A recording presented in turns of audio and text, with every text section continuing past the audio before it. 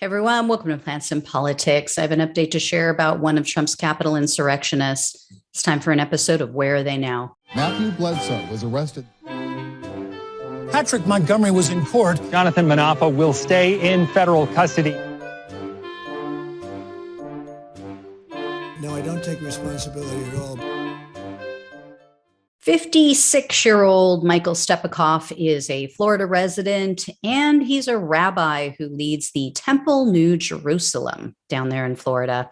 I'm sure his congregation was happy to see him hanging out and protesting with a guy with the Camp Auschwitz sweatshirt.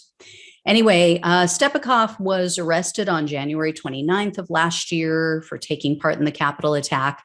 And in a video that Stepakoff recorded on January 6th, he said, quote, "There comes a time for people to say, we're not going to take it. Here we are taking our stand on Capitol Hill."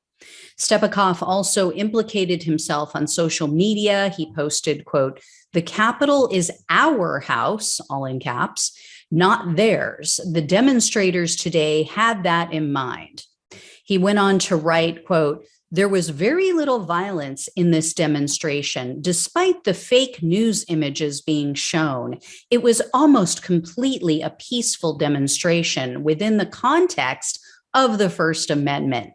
Nothing like the riots and looting we saw this summer orchestrated by the left. But sadly, I think violence or even the breaking apart of the republic might become inevitable if something isn't done immediately in order to ensure the integrity of the 2020 election." Then, if that wasn't enough, his wife got online and she outed him. And then she also contradicted his claims of a so-called peaceful demonstration because she wrote on social media, quote, "Update on Michael, y'all. Please continue to prayers for his protection and to be safe. He texted me privately and said he is okay, but it's very dangerous where he is. He was inside the Capitol building." Yeah. So Stepakoff was, in fact, inside the building. We know that because he was captured on surveillance video entering the building through an exit door. So I guess you could say he walked in through the outdoor. He wore a raspberry beret. No, he didn't. Anyway, so Stepakoff was originally charged with the common four misdemeanors we've seen over and over again. Entering a restricted building or grounds, 2 counts of disorderly conduct, 1 count of parading or demonstrating in a Capitol. So Stepakoff accepted a plea deal. This was in September. He, of course, accepted that parading charge, as all of these other people have. And he was looking at up to 6 months in prison, up to $5,000 in fines, up to 5 years of probation, plus possibly a restitution fee. However, prosecutors were only asking for 2 weeks in prison for this guy.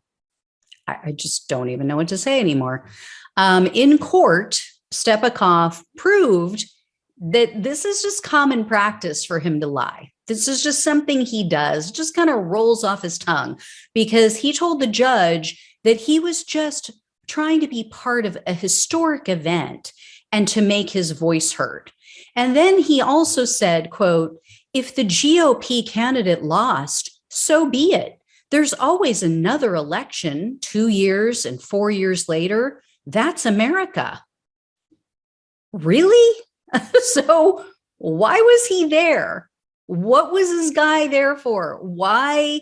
What are you trying to get your voice heard about? I mean, a fair and legitimate election? Every 4 years in this country, someone loses. Sometimes it's the incumbent, not usually. Trump's one of the few, but someone loses every 4 years, the presidency. This is the first time that lunatics have attacked the Capitol and tried to stop the certification of the election results. And, like most liars, he sucks at it. But he went on to apologize, and then he lied some more. He said, quote, Entering the Capitol was a terrible mistake on my part. I deeply regret it. I wish I could take it back, but I can't.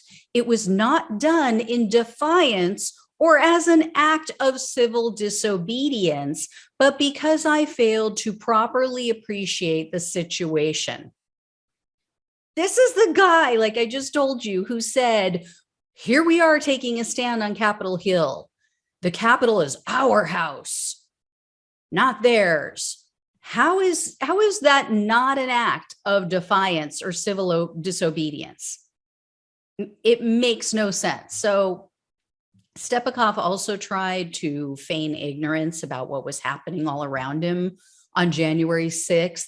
He must have made some Mr. Magoo reference in documents or something his attorney said, because this case was handled by U.S. District Judge Randolph Contreras, and he called him out on this BS. Judge Contreras said, quote, he refers to himself as a Mr. Magoo-like character, oblivious to the mayhem around him.